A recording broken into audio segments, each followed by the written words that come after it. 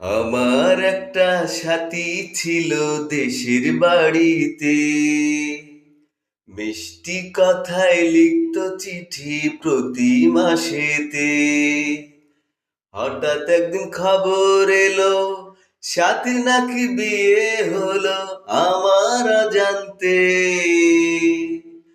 এখন বলো দেশে যাব কার আশাতে, এখন বলো দেশে যাব কার আশাতে।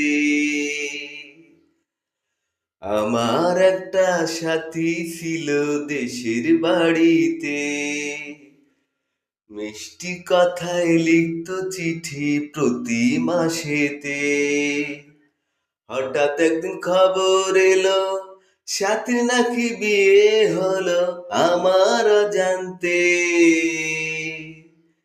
এখন আমি দেশে যাব কার আশাতে।